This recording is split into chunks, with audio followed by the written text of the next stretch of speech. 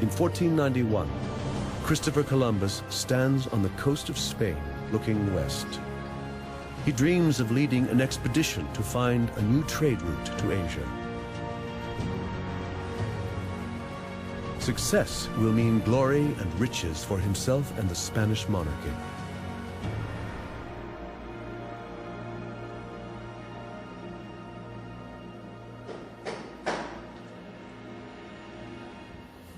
In Europe, the nobles have grown wealthy by trading with the East. Spices and gold, gemstones and silk are the most lucrative goods. But Europeans have lost the Silk Road to the Turks, and foreign trade is in decline. The wealth of kings is in danger. Isabella, Queen of Spain, is desperate to find new routes to India, and she has a plan. Isabella is the most powerful woman in Europe, a continent of expanding horizons filled with competitive and inventive souls. For 500 years, they have been building castles, palaces, and centers of trade. Kings and popes have raised armies to fight each other and their enemies on Europe's borders. Nowhere else are rivalries so intense, gold fever so widespread, religious fervor and business expertise as tightly wound as in Europe in 1491. Ideas are moving forward. Curiosity and the thirst for power pushes Europe's limits.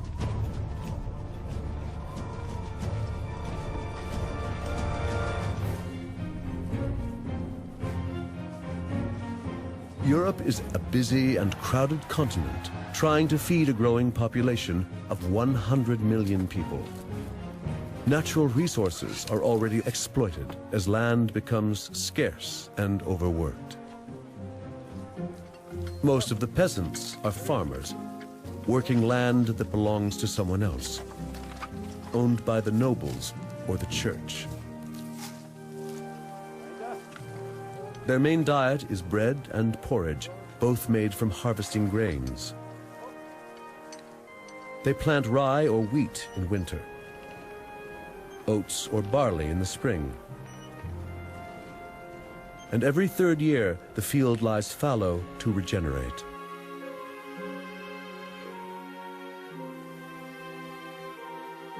They've learned to harness water and wind for power. It is hard work, but good for producing higher yields in smaller spaces.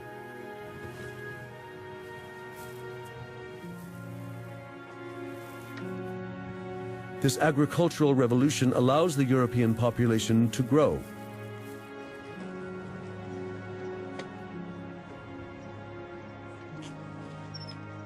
With the help of one more important element: domesticated animals.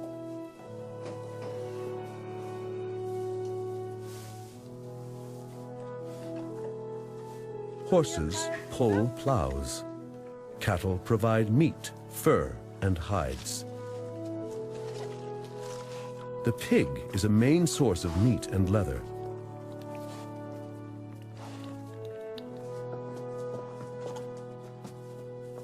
And so too are sheep.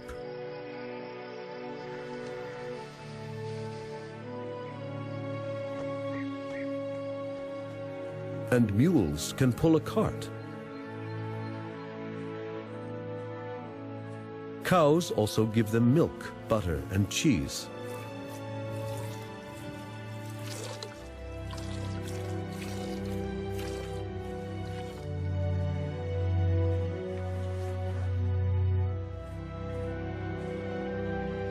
It is not only people that domesticate animals. The Big Five, horses, cattle, goats, pigs, and sheep, domesticate the European landscape. They contribute to Europe's overcrowded conditions. In 1491, the Americas, too, are a crowded and prosperous place, but in a very different way. The Andes cradled a vast empire ruled by powerful god kings. Mesoamerica is densely populated and home to the most impressive civilizations on the continent. The Atlantic coast is filled with smaller villages and fields. And along the great rivers, great cities are built around monumental plazas. It is an ancient world, inhabited by 100 million people. Hunters and gatherers, fishermen and farmers, kings, slaves and soldiers. Down among the trees, where the Missouri, Illinois, and Mississippi rivers merge, lies one of the largest civilizations on the continent. The native Mississippians are mound builders, occupying a vast region from the Great Lakes in the north to Florida in the south. The first explorers thought these great mounds were natural, carved by retreating glaciers. Now we know that they are the centerpieces of cities. Cities like Cahokia. Busy trading posts of earth and wood, with populations of up to thousands of people. No one knows what they called themselves or what language they spoke. But we know why they were successful. These Mississippians are farmers. Their staple crop is fuel for the ever-growing population. It is a plant native to the Americas, unknown to the rest of the world.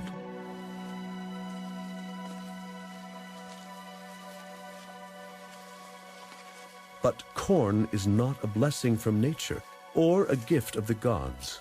This crop is the outcome of man's first feat of genetic engineering.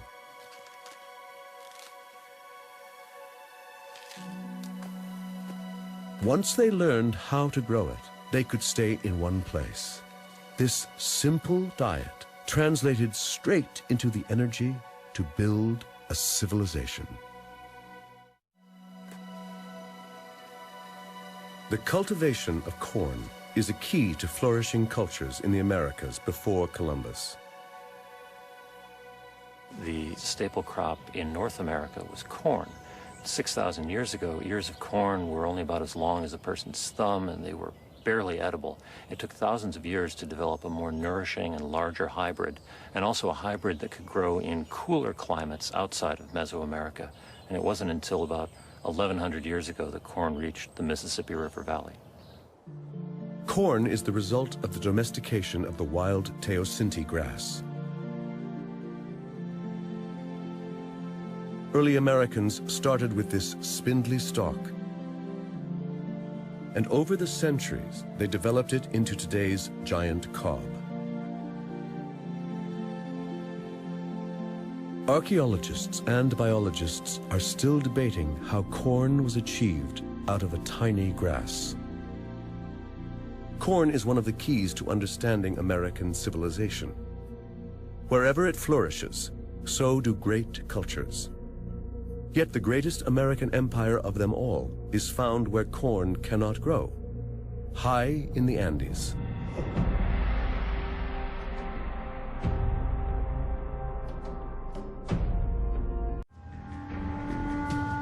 Over in Europe in 1491, they are cutting down the forests rapidly.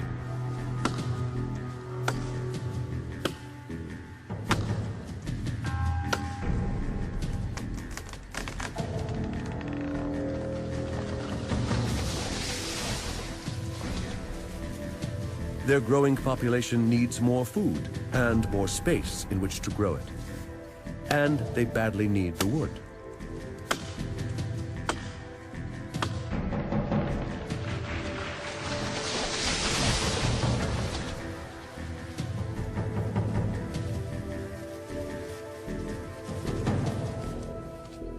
They have the tools.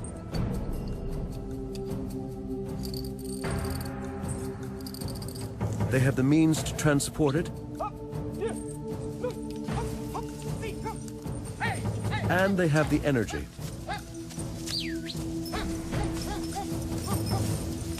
But they're beginning to run out of space and time. Only wood can help them to move forward.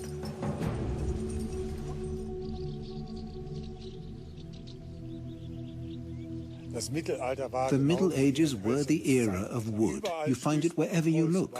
Wood was the most important material for building, for making tools and furniture, and for burning. It was the only fuel. There was hardly any coal.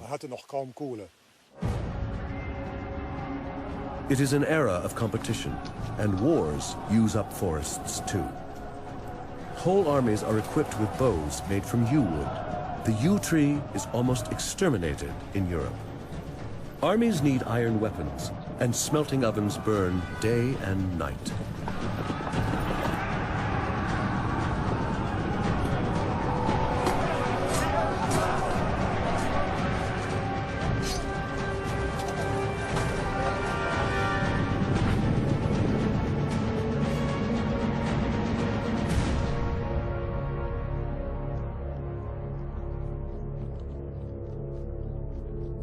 At the same time, whole forests are used to satisfy another European craving: for magnificent buildings.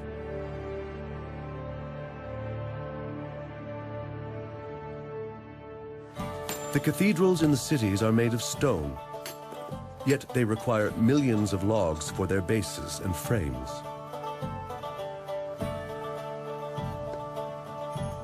Larches are needed for roof supports. Solid logs of oak, alder, and elm are sunk into the ground to create foundations. Wood is indispensable for pillars and ceilings, posts and roof panels, axe handles and cartwheels.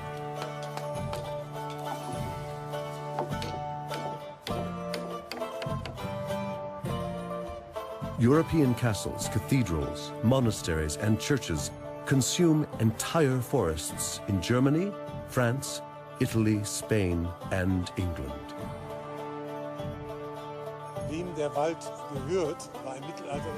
No wonder that all the great social and economic struggles in the Middle Ages are fought in the forests, around the forests, and about the forests. In this competition for timber, those who have money make the rules, and the money is now in the cities. Perhaps the richest city of all is Venice. It's built on wood, literally. Piles sunk into the mud to create the platform on which the great stone facades can float. But behind all this is commerce and a great maritime republic. The goods that are bought and sold are transported in wooden galleons. Venice has denuded the forests all around them to build its fleet.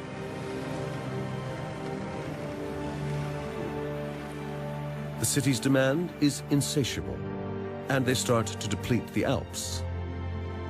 Spruce for masts, larch for planking, elm for capstans, walnut for rudders, and most importantly, oak for hulls. When that is not enough, they cut a swath across Europe all the way to the Baltic.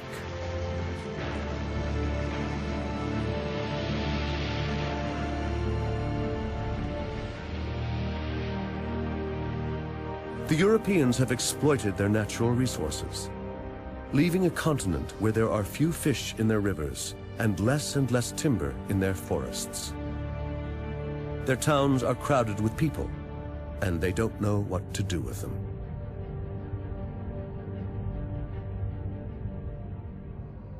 Rivalries between princes and kings have grown intense. Religious fervor, curiosity, and greed are widespread in 1491. And there is a constant hunger for new ideas. The printing press is invented. Books and ideas spread.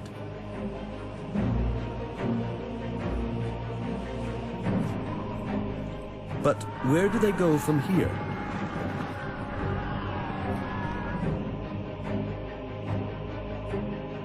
Where can all this raw energy be channeled?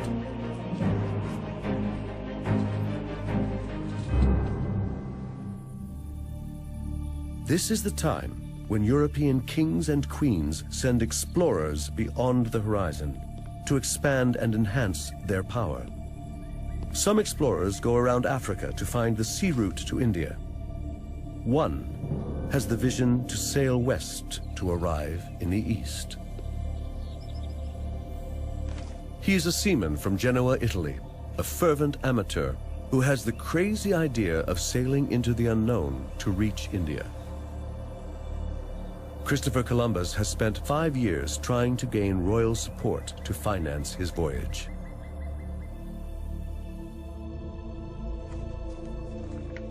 Isabella, Queen of Spain, finally agrees. What does the Spanish crown have to lose? It doesn't cost much to finance 3 ships. Spain has so much to gain from a shortcut to India: treasures, trade, and land.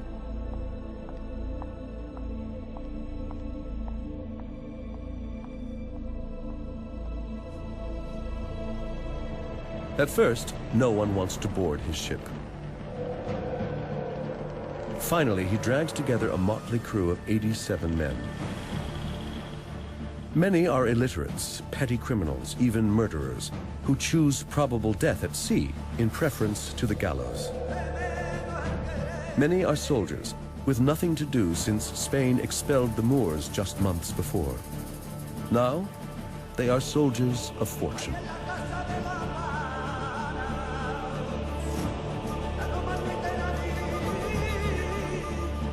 With his band of desperados, Christopher Columbus sets sail from the port of Seville.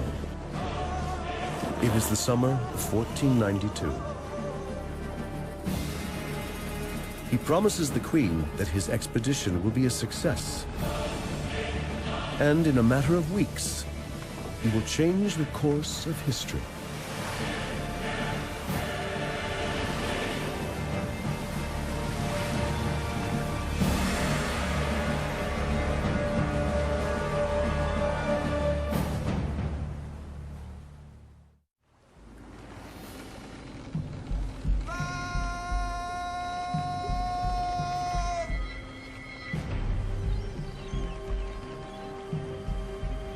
It is October 12, 1492, when Columbus sights land.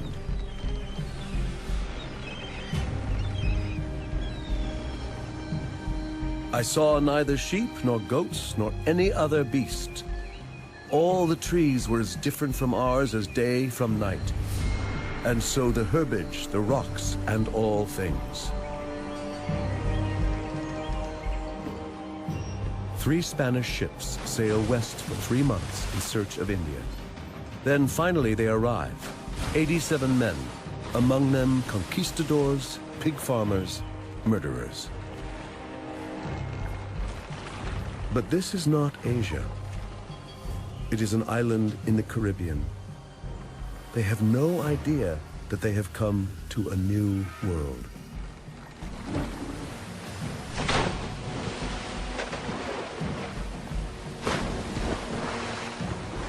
The air is hot. The water is warm. They have survived the voyage and have found land for the Spanish crown and in the name of God. They are exhausted, tired, but thankful.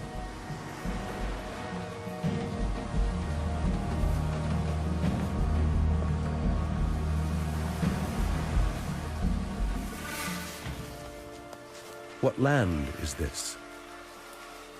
Where are the ports, the cities, the ships and traders they expected? The natives have seen many people arrive from the sea, other tribes, but no one like this.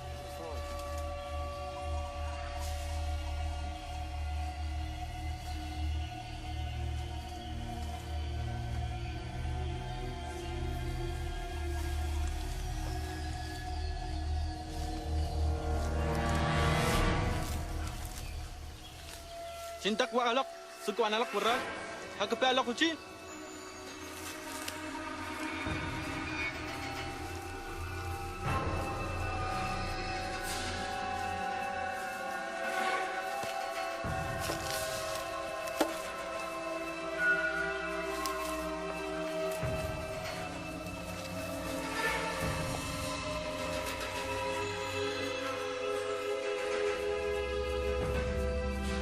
They will both soon discover that this is just the beginning.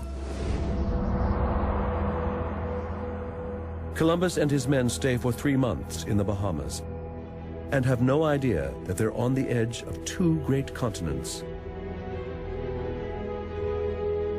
about 10 times bigger than Europe.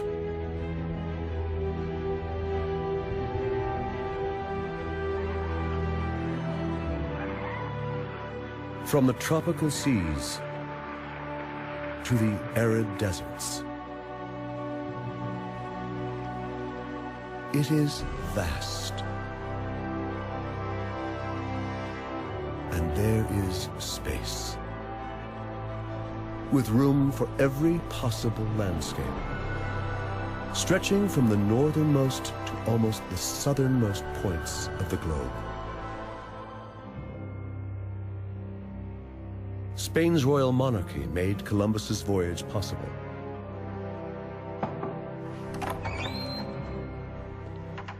It is 1493, and they've waited eagerly for 7 months to learn of his discoveries. Upon his return, he delivers the news in a report to Queen Isabella.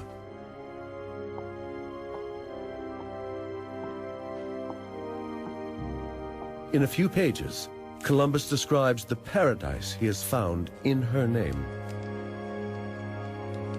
Land to conquer, converts for Christianity, riches to exploit, and gold.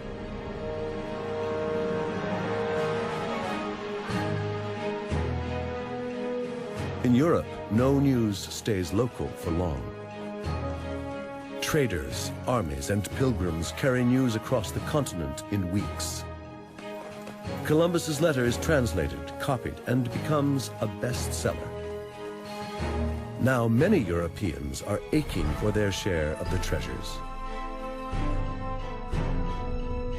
A few months later, in Spain, men are moving towards the ports of the Atlantic and the Mediterranean.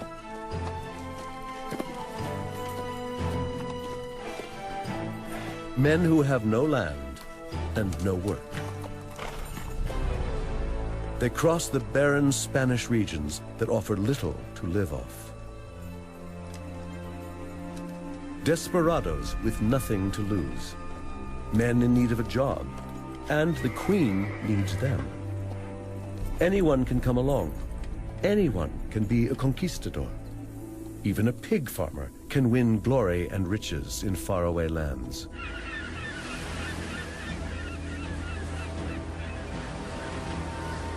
In 1493, 17 ships arrived in the New World on an island in the Caribbean Sea, carrying 1,200 Spaniards. Columbus's second voyage begins a stampede of Spanish exploration and conquest. Some will go south, some to the Andes, some along the Mississippi. It is the conquest of the Americas. Driven by greed, carrying weapons, and with one animal that does not exist on this continent. With the horse, the Spanish are able to annihilate whole empires in just a few decades. Within 40 years, the Inca in the Andes fall to Pizarro.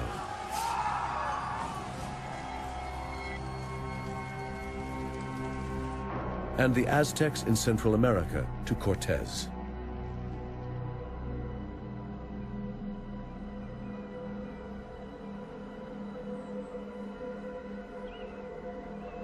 Where there were towns and cities inhabited by millions of people, the Spaniards leave only ruins.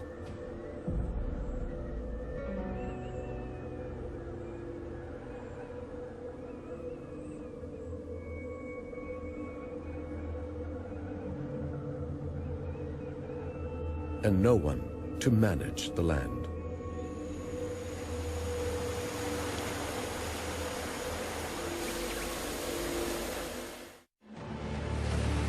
Spanish explorers invade the Americas and bring with them the horse. First brought to the Caribbean islands, these animals reproduce and spread in the New World as fast as the wind. Horses have not been seen here since the Ice Age. Now they're back. It's as though the landscape has been waiting for them.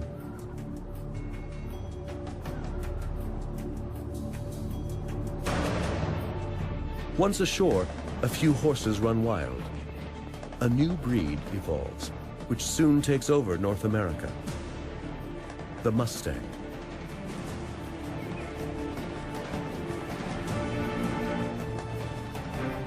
Within 300 years, they have reached the Central Plains and the Rocky Mountains.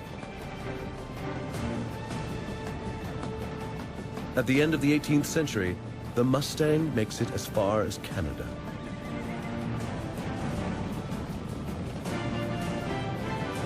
"150 years later, there may be 7 million wild horses in North America.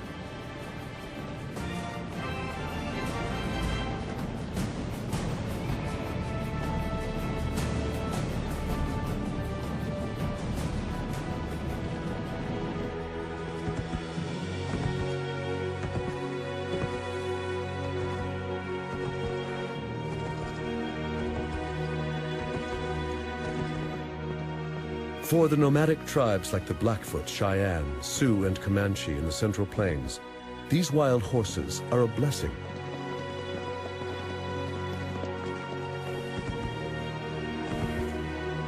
What they used to do on foot, fighting, hunting, traveling, they can now do on the backs of wild horses from Europe.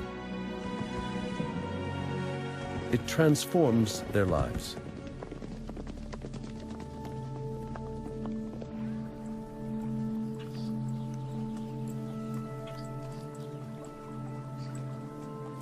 This old world animal becomes a symbol of their native culture. Although the horse once came from across the Atlantic, it is now an image of nomadic America.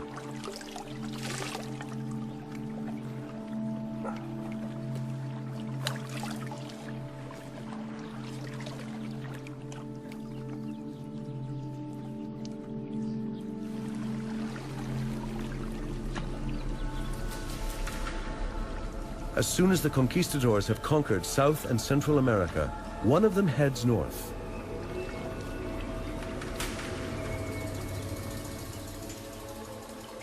Hernando de Soto travels from Florida up the Mississippi River, looking for gold.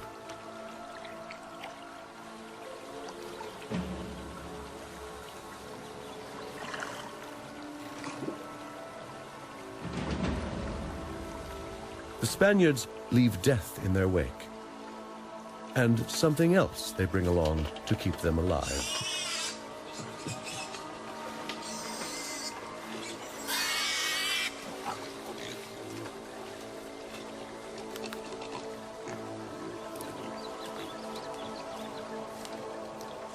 As they journey through unknown jungles, the pigs help them survive. They are a perfect source of food. They don't take up much space in the boats. They look after themselves, and they eat everything they can in this new continent. They're prolific little beasts. A healthy sow can give birth to 10 piglets at a time. When the conquistadors leave some behind, they will have an ever-growing food supply for those who come after them. The pigs are key to their survival.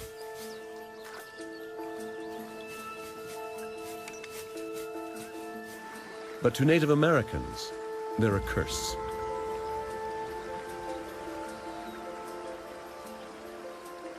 In North America, natives do not fence their fields, and their staple crop of corn is irresistible.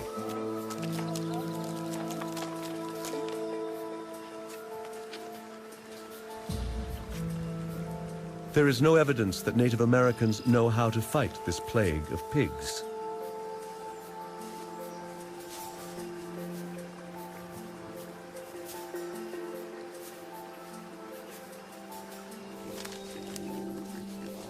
Soon European swine are eating the seeds and young shoots.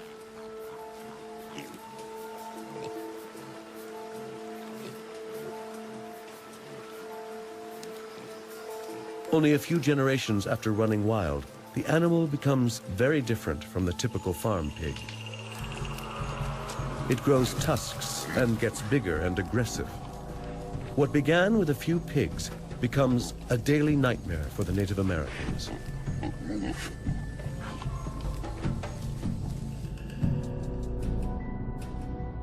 In addition to horses, Columbus brought 8 pigs to America on his second voyage. Within 20 years, there are 30,000 pigs on the island of Cuba alone. They multiply, conquering the Andes, the Amazon, and North America.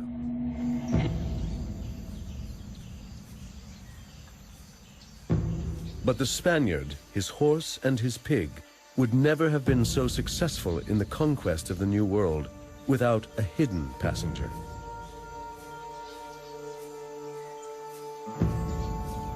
It is when the Old and New Worlds touch that the Native American meets his worst enemy. A very black dose for the continent.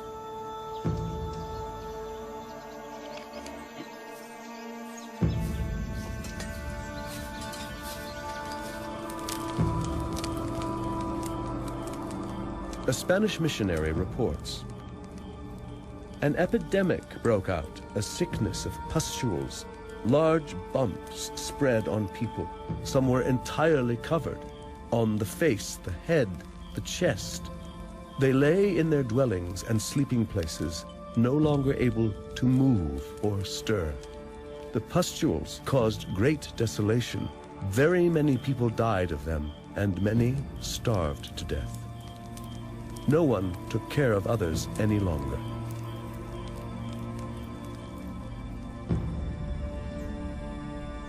Deadly diseases contaminate both continents of the Americas.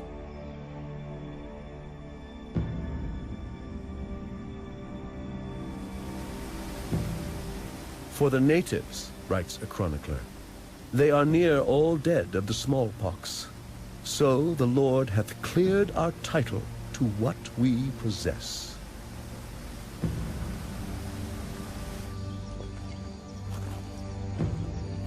To this day, scientists are still working to identify these diseases, to trace their paths, and count the dead.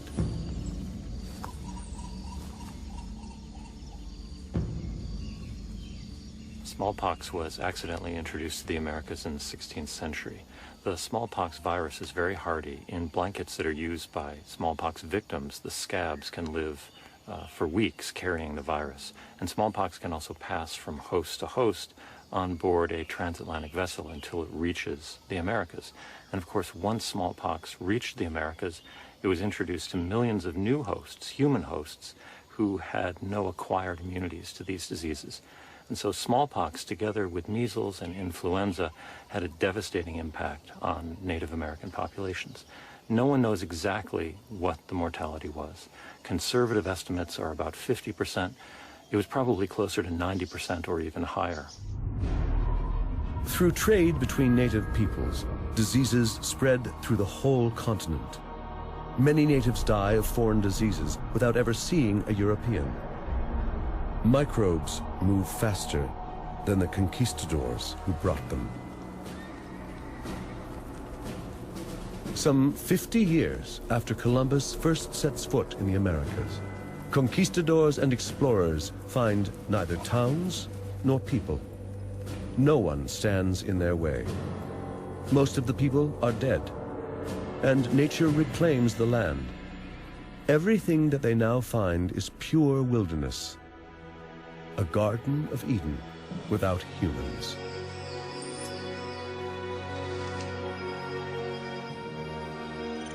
A thousand different kinds of birds and beasts of the forest, which have never been known, neither in shape nor name,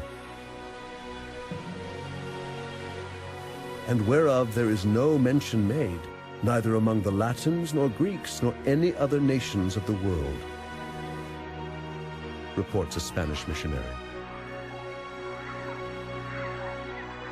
It may be God hath made a new creation of beast.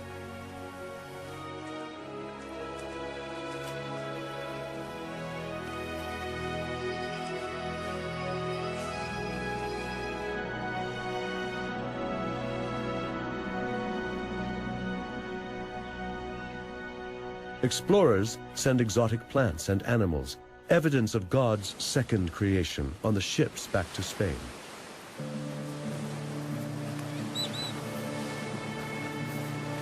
Hombres, cargad. Corn, El ave al frente. chili, and pumpkins. Domesticated in the New World, unknown in Europe. Tomatoes and potatoes.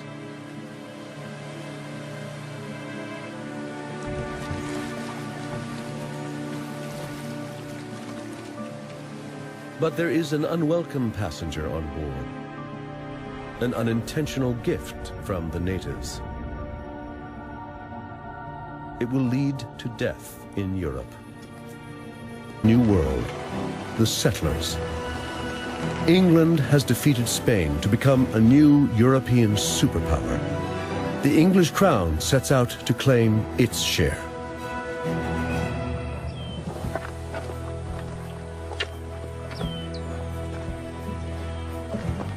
In 1607, the British start a colony on the east coast of North America, in what is now Virginia.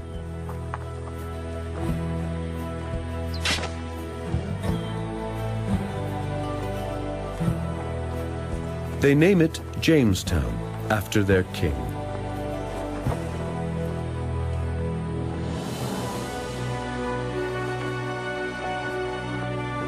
This will become their new world. Their job is to make money for the British trading companies that sent them here. The land they seize seems to be the right place to exploit. Forests and rivers, coasts and lakes owned by no one.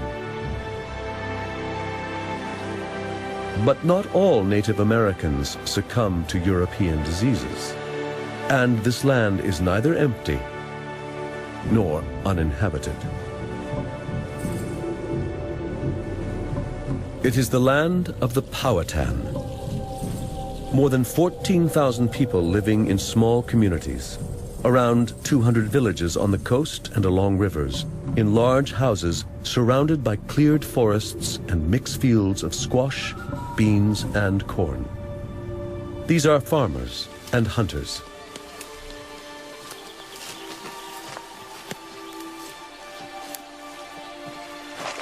There is no gold, no silver that settlers dream of. Just the land and its people.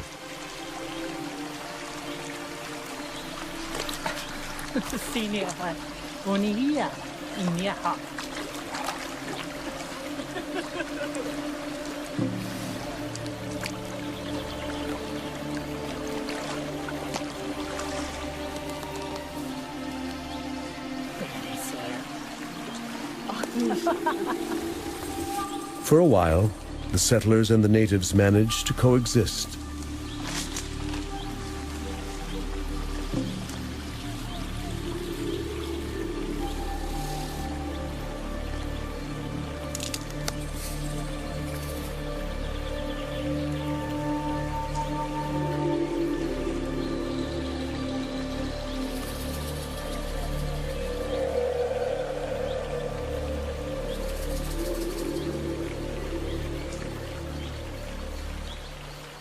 This land is rich with resources that Europe lacks.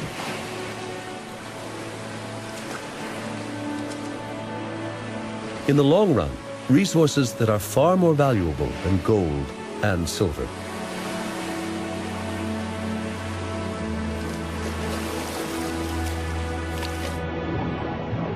And there's more than enough for everyone.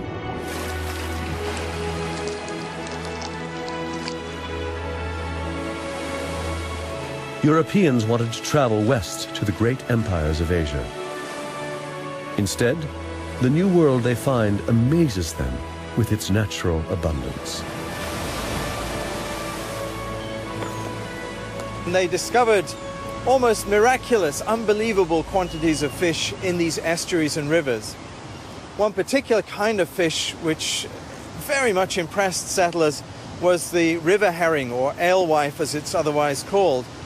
And seasonally these would ascend the rivers to spawn from the sea in their millions. For example, in the Potomac River near Washington, D.C., during the 18th century, something like 750 million alewife were caught just from that one river in 1 year. It was a remarkable abundance, and people described the rivers as having more fish than water. Whole shoals are caught in the settlers' nets.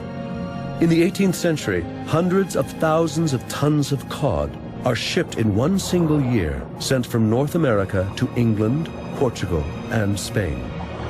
Fishing boats sink under the weight of their catches, and the colonies thrive. It takes only 200 years to achieve what had taken 1,000 years in Europe: overfishing. Fishing tends to remove the biggest, oldest individuals from a population, and by doing this, it changes the selective pressures on the population so that fish begin to grow more slowly. They reach reproductive maturity at a smaller size and earlier in life. And these things all reduce the productivity of a population.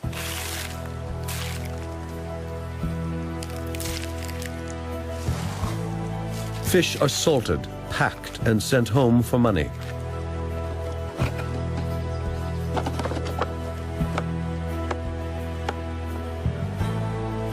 Along with them, the settlers send another resource that the Old World is desperate for: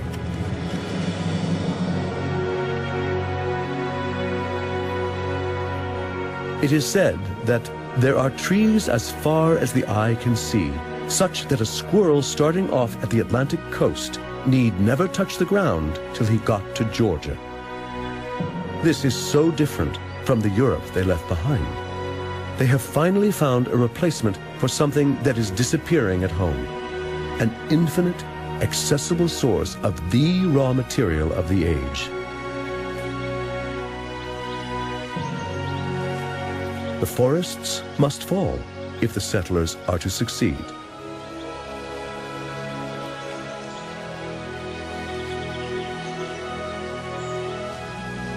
From now on, the trees are doomed. When the first settlers arrived in the New World, they found forests like they had never seen in Europe. Endless forests with huge trees. Penetrating into the heart of the land was also a war against the forest. The axe became the Yankee emblem. At the same time, forests were the great resource the land had to offer. You could make plenty of money exporting timber. In Europe, wood had become expensive, and so the greatest forest destruction in history now took place.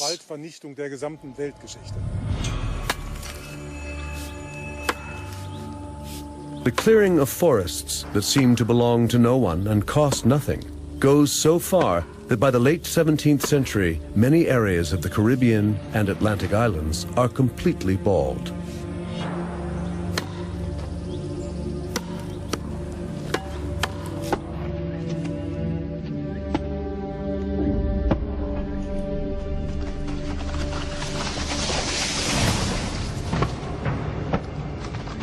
An incredible amount of wood is really squandered in this country for fuel. Day and night all winter, for nearly half a year in all rooms, a fire is kept going, observes a European traveler. Wood consumption in the forests of New England, just like in Europe, is out of control. For fuel, for building, and to clear agricultural land. The resources in this vast continent seem to be inexhaustible. But in time, fish stocks will dwindle in the Americas too. They create this new world in the image of the one they left.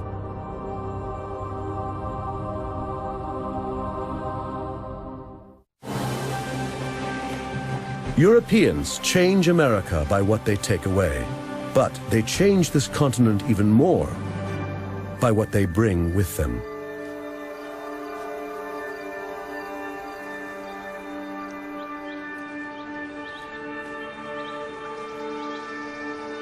They come in search of their own land, something almost impossible to find in Europe. They come in search of religious freedom, in search of a better life. They believe they are responsible for their own success and happiness. For the first time, women settlers come too, and they bring a whole way of life with them.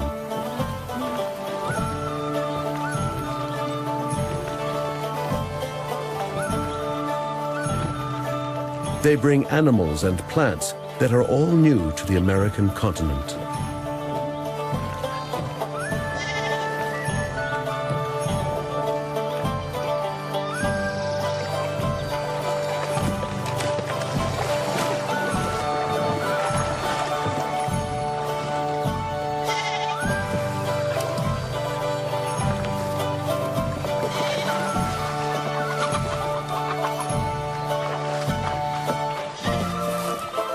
Livestock and grains from Europe will transform the New World and make it a true New England.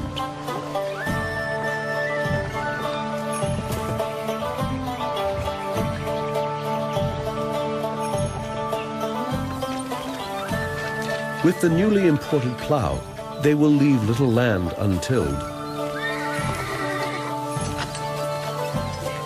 These domesticated livestock and metal tools have never been seen on this continent. An environmental revolution takes place. In no time, their European wheat is growing in this foreign soil. Wheat, barley, oats, and rye are brought to America. But in the process, some less welcome guests hitch a ride.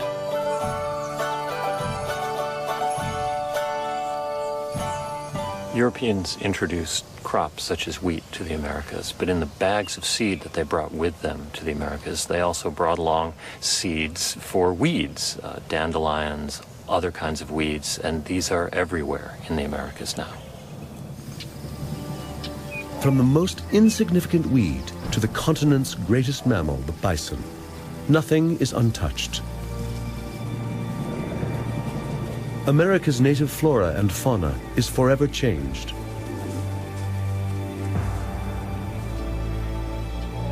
Where the bison once reigned, cattle soon roam. To the settlers' delight, their livestock multiplies more quickly here than it did in Europe. In a few hundred years, European cows eat away the American grass and trample the soil, deposit their excrement, and distribute the seeds of the weeds.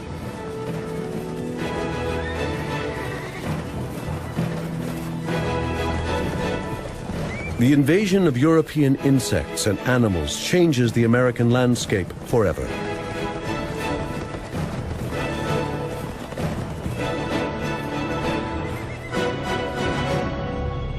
Horses, pigs, sheep, goats, chickens, and huge herds of cattle take over North and South America.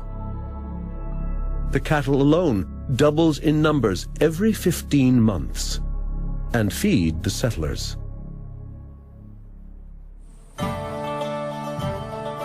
The New World settlers defend themselves inside sturdy forts. But there are no shortages of any kind. Meat has become one of the cheapest foods in the Americas.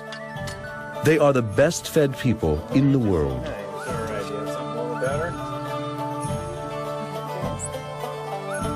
you're going to want a shot of rum. This is fresh rum from... Hides are in great demand in America as well as in Europe. And fur from the wild animals they shoot brings in a steady export income. Some, like the beaver, are hunted almost to extinction. Settlers are not forced to adapt to the landscape. They domesticate and dominate it. Most trees were cut down and turned into pasture and gardens where all kinds of vegetables and root crops that we know in England grow in profusion. They replace the trees they have cut down with their own trees. Europeans bring peaches, pears, and plums. They bring figs, olives, and bananas.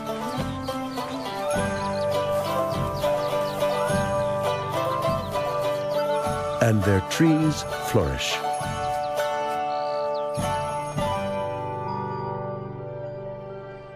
They never know how lucky they are.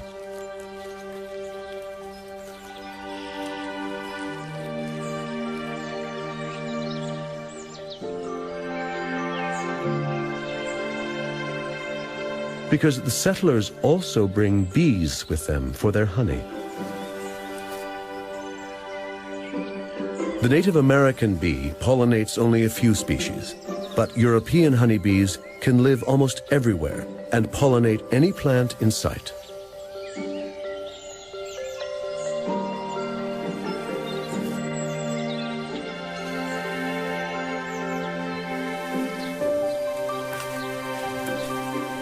Gardens turn into plantations for consumption at home and abroad. Apples thrive and become a major industry in North America, eventually yielding a harvest of 5 million tons a year, all beginning with European seedlings.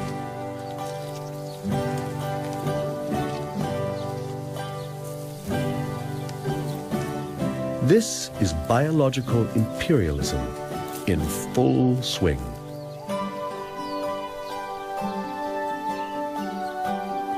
Europe's fruits and vegetables conquer the New World.